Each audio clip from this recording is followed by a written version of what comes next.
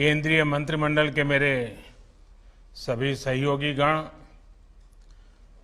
अलग अलग राज्यों के राज्यपाल श्री, मुख्यमंत्रीगण, देश विदेश से जुड़े राजमाता विजयाराजे सिंधिया जी के प्रशंसक एवं परिवार के सदस्य, उनके स्नेही और मेरे प्रिय भाइयों और बहनों, आज यहां इस कार्यक्रम में आने से पहले मैं विजयराजे जी के जीवनी को जरा खंगाल रहा था। कुछ पन्नों पर मेरी नजर गई। उसमें एक प्रसंग है एकता यात्रा का, जिसमें उन्होंने मेरा परिचय गुजरात के युवा नेता नरेंद्र मोदी के तौर पर करवाया है। आज इतने वर्षों बाद उनका वही नरेंद्र देश का प्रधान सेवक बनकर उनकी अनेक स्मृतियों के साथ आज आपके सामने है। आपको पता होगा, जब कन्याकुमारी से कश्मीर एक यात्रा का प्रारंभ हुआ था डॉक्टर मुरली मनोहर जोशी जी के नेतृत्व में, और मैं व्यवस्था देखता था। राजमाता जी उस कार्यक्रम के लिए कन्याकुमारी आई थी और बाद में जब हम श्रीनगर जा रहे थे तो जम्मू में विदाई देने भी आई थी, और उन्होंने लगातार हमारा हौसला बुलंद किया था। तब हमारा सपना था लाल चौक में तिरंगा झंडा फहराना। हमारा मकसद था धारा 370 से मुक्ति मिल जाए। राजमाता जी ने उस यात्रा को विदाई दी थी। जो सपना था वो पूरा हो गया। आज जब मैं पुस्तक में और भी चीजें देख रहा था, पुस्तक में एक जगह उन्होंने लिखा है, एक दिन ये शरीर यहीं रह जाएगा, आत्मा जहां से आई है वहीं चली जाएगी। शून्य से शून्य में स्मृतियां रह जाएगी। अपनी इन स्मृतियों को मैं उनके लिए छोड़ जाऊंगी जिनसे मेरा सरोकार रहा है, जिनकी मैं सरोकार रही हूं। आज राजमाता जी जहां भी है, हम सबको देख रही हैं, हमें आशीर्वाद दे रही हैं। हम सभी लोग जिनका उनसे सरोकार रहा है, जिनकी वो सरोकार रही हैं, वो यहां इस विशेष कार्यक्रम में कुछ लोग पहुंच भी पाए हैं और मौजूद भी हैं, और देश के अनेक भागों में, कोने कोने में आज ये अवसर वर्चुअली मनाया जा रहा है। हम में से कई लोगों को उनसे बहुत करीबी से जुड़ने का, उनकी सेवा, उनके वात्सल्य को अनुभव करने का सौभाग्य मिला है। आज उनके परिवार के, उनके निकट संबंधी इस कार्यक्रम में हैं, लेकिन उनके लिए हम सब, हर देशवासी उनका परिवार ही था। राजमाता जी कहती भी थी, मैं एक पुत्र की नहीं, मैं तो सहस्त्रों पुत्रों की मां हूं। उनके प्रेम में आकंठ डूबी रहती हूं। हम सब उनके पुत्र पुत्रियां ही हैं, उनका परिवार ही है, और इसलिए ये मेरा बहुत बड़ा सौभाग्य है कि मुझे राजमाता विजयाराजे सिंधिया जी की स्मृति में 100 रुपये के विशेष स्मारक सिक्के का विमोचन करने का अवसर मिला है।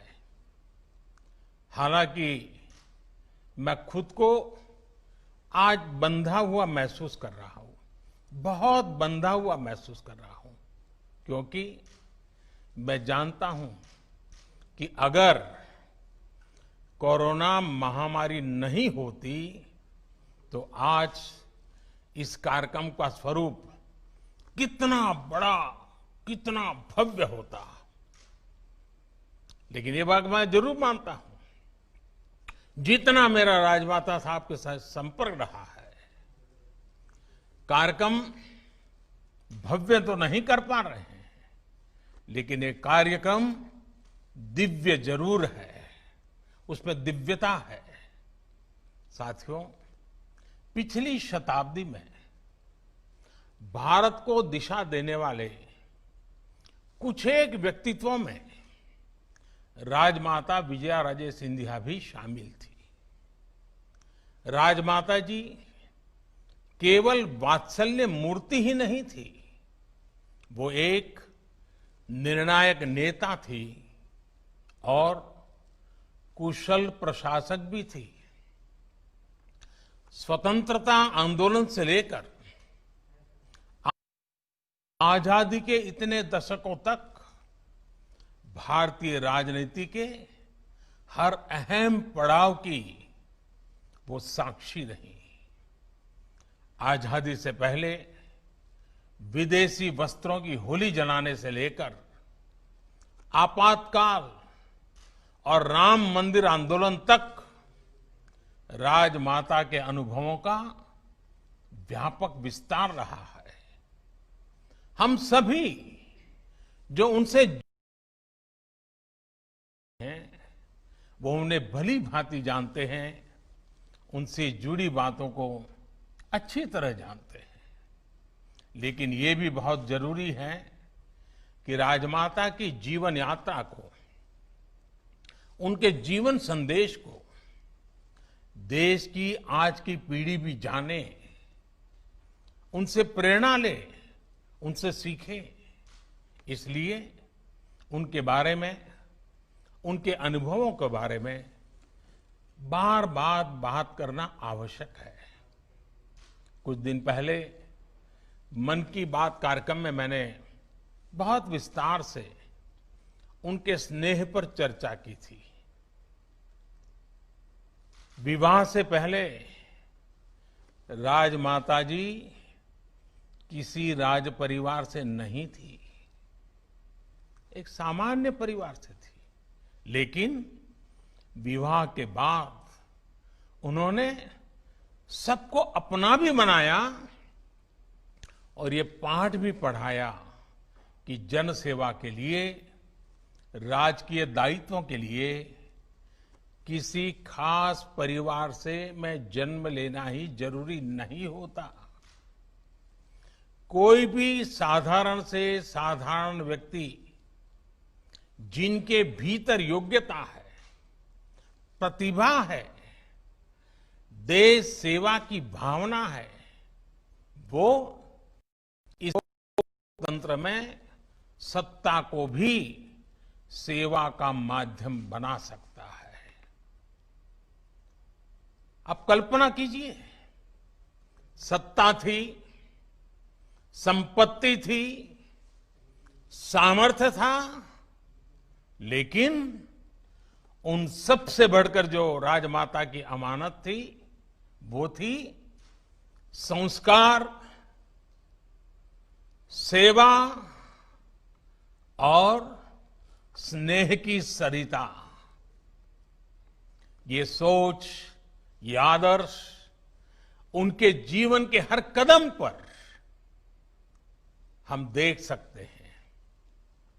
इतने बड़े राजघराने की मुखिया के रूप में उनके पास हजारों कर्मचारी थे, भव्य महल थे, सभी सुविधाएं थी, लेकिन उन्होंने सामान्य मानवी के साथ, गांव गरीब के साथ जुड़कर जीवन जिया, उनके लिए अपना जीवन समर्पित कर दिया। राजमाता ने साबित किया कि जनप्रतिनिधि के लिए राजसत्ता नहीं, जन सेवा सबसे महत्वपूर्ण है। वो एक राज परिवार की महारानी थी, राजाशाही परंपरा से थी, लेकिन उन्होंने संघर्ष लोकतंत्र की रक्षा के लिए किया। जीवन का महत्वपूर्ण कालखंड जेल में बिताया। आपातकाल के दौरान उन्होंने जो जो सहा, उसके साक्षी हम में से बहुत से लोग रहे हैं। इमरजेंसी के ही दौरान तिहाड़ जेल से उन्होंने अपनी बेटियों को चिट्ठी लिखी थी। संभवतः उषा राजे जी, वसुंधरा जी, यशोधरा जी, उन सबको ये चिट्ठी याद होगी। राजमाता ने जो लिखा था उसमें बहुत बड़ी सीख थी। उन्होंने लिखा था, अपनी भावी पीढ़ियों को सीना तान कर जीने की प्रेरणा मिले, इस उद्देश्य से हमें आज की विपदा को धैर्य के साथ झेलना चाहिए।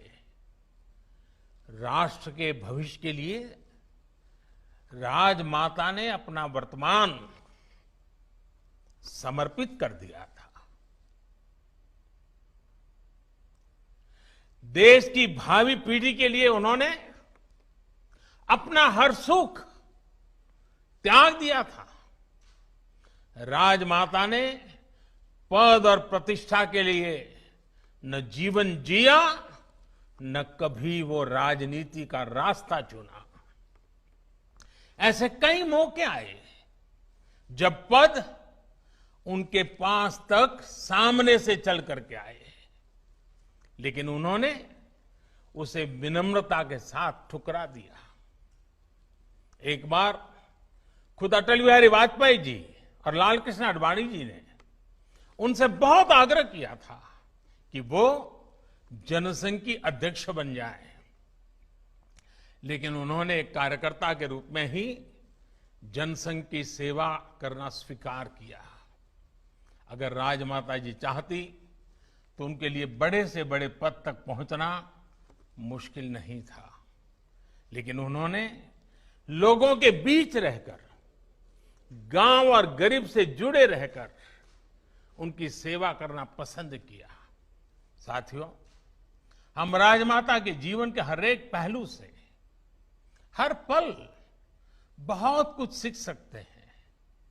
उनकी कई ऐसी कहानियां हैं, जीवन की सातत्यपूर्ण घटनाएं हैं जो उनसे जुड़े रहे लोगों को बताते रहे। एकता यात्रा का ही एक और किस्सा है। जब वो जम्मू में थी तो दो नए कार्यकर्ता भी उनके साथ थे। राजमाता दूसरे कार्यकर्ता का कभी कभी नाम भूल जाती थी, तो बार बार पहले कार्यकर्ता से पूछती थी कि तुम गोलू हो ना, और दूसरे साथी का क्या नाम है। वो अपने छोटे से छोटे साथियों को उनके नाम से जानना, पहचानना पसंद करती थी। साथ के लोग कहते भी थे कि आप क्यों नाम की इतनी चिंता करती हैं, आप बस आवाज लगा दीजिए। लेकिन राजमाता उन्हें जवाब देती थी कि मेरे कार्यकर्ता मेरी मदद कर रहे हैं और मैं उन्हें पहचानूं तक नहीं, ये तो ठीक बात नहीं होगी। मुझे लगता है कि सामाजिक जीवन में अगर आप हैं, फिर चाहे आप किसी भी दल से, किसी भी पार्टी से हो, सामान्य से सामान्य कार्यकर्ता के प्रति ये सोच, ये भाव हम सभी के मन में होना ही चाहिए। अभिमान नहीं, सम्मान, ये राजनीति का मूल मंत्र उन्होंने जी करके दिखाया है। साथियों, राजमाता, उनके जीवन में अध्यात्म का अधिष्ठान था। आध्यात्मिकता के साथ उनका जुड़ाव था। साधना, उपासना, भक्ति उनके अंतर मन में रची बसी थी। लेकिन जब वो भगवान की उपासना करती थी तो उनके पूजा मंदिर में एक चित्र भारत माता का भी होता था। भारत माता की भी उपासना उनके लिए वैसे ही आस्था का विषय था। मुझे एक बार उनसे जुड़ी एक बात कुछ साथियों ने बताई थी और मैं जब उस बात को याद करता हूं तो मुझे लगता है मैं भी आपको बताऊं। एक बार वो पार्टी के कार्यक्रम में मथुरा गई थी। स्वाभाविक था कि वहां राजमाता बांके बिहारी जी के दर्शन करने भी गई। मंदिर में उन्होंने बांके बिहारी जी से जो कामना की उसका मर्म समझना बहुत आवश्यक है। राजमाता ने तब भगवान कृष्ण से प्रार्थना करते हुए क्या कहा? हम सब के लिए राजमाता के जीवन को समझने के लिए बात बहुत बड़ी काम आने वाली है।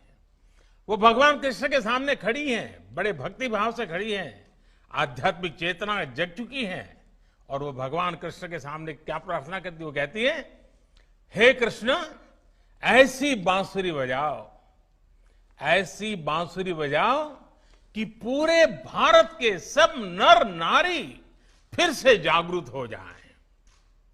आप सोचिए, अपने लिए कोई कामना नहीं की, जो चाहा देश के लिए चाहा, जन जन के लिए चाहा और वो भी चेतना जगाने की बात की।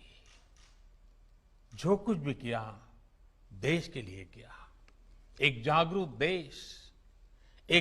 देश के नागरिक क्या कुछ कर सकते हैं वो ये जानती थी, समझती थी। आज जब हम राजमाता जी का जन्म शताब्दी मना रहे हैं, पूर्णता की ओर हैं, तो हमें संतोष है कि भारत के नागरिकों की जागृति को लेकर उनकी जो कामना थी, बांके बिहारी में उनकी जो प्रार्थना थी, वो आज लग रहा है कि धरातल पर चेतना के रूप में अनुभव हो रही है।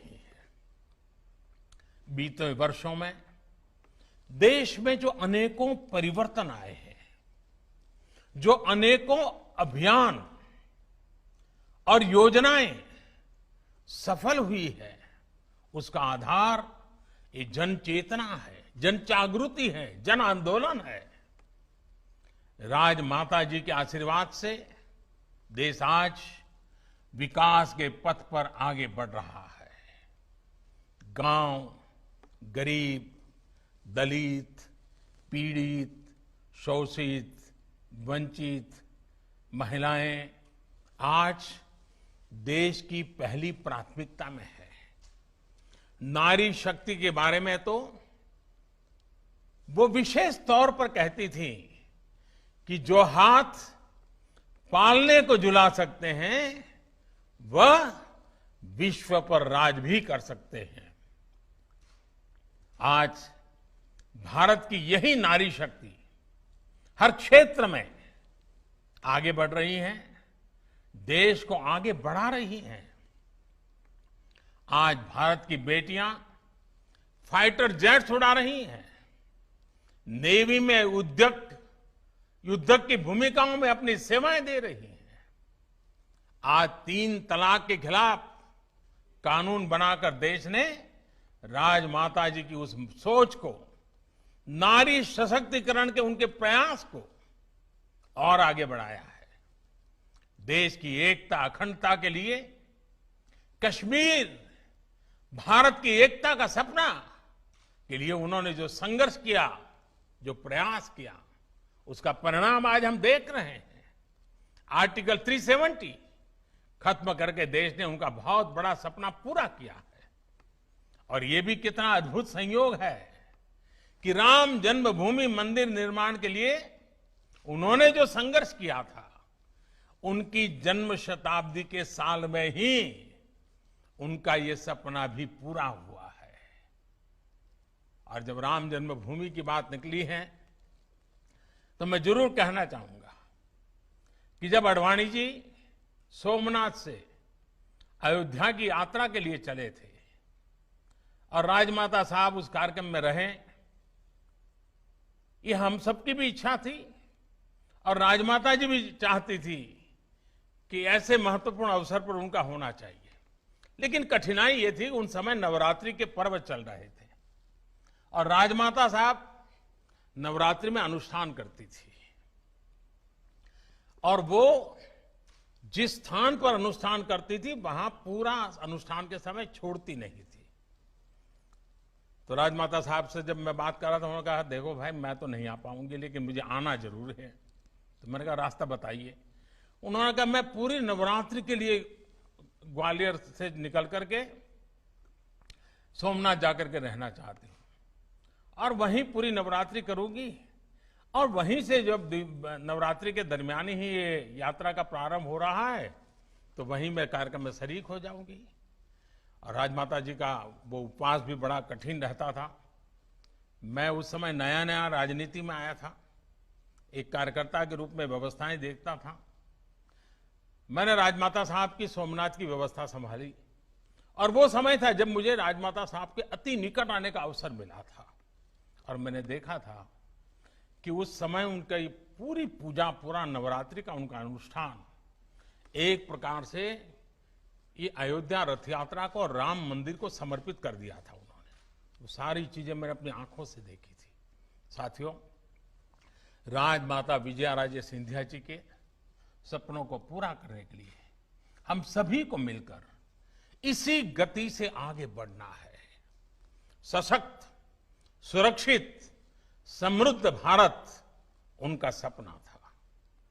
उनके इस सपनों को हम आत्मनिर्भर भारत की सफलता से पूरा करेंगे। राजमाता की प्रेरणा हमारे साथ है, उनका आशीर्वाद हमारे साथ है। इन्हीं शुभकामनाओं के साथ मैं आप सभी का बहुत बहुत धन्यवाद करता हूं और राजमाता साहब ने जिस प्रकार का जीवन जिया है, कल्पना कीजिए आज एक तहसील का अध्यक्ष बन जाता है ना, उसका भी मिजाज क्या बन जाता है। और राजमाता इतने बड़े घराना, इतनी बड़ी सत्ता संपत्ति सबके बाद जिन्होंने उनके निकट का देखा है, क्या नम्रता थी, क्या विवेक था, क्या संस्कार थे, जीवन को प्रेरणा देने वाले। आइए हमारी नई पीढ़ी के साथ इन बातों की चर्चा करें। और मुद्दा सिर्फ किसी राजनीतिक दल का नहीं है, ये हमारी आने वाली पीढ़ियों के लिए है। आज भारत सरकार का ये सौभाग्य है कि हमें राजमाता जी के सम्मान में ये सिक्का देश के सामने रखने का अवसर मिला है। मैं फिर एक बार राजमाता जी को आदरपूर्वक नमन करते हुए मेरी वाणी को विराम देता हूं। बहुत बहुत धन्यवाद।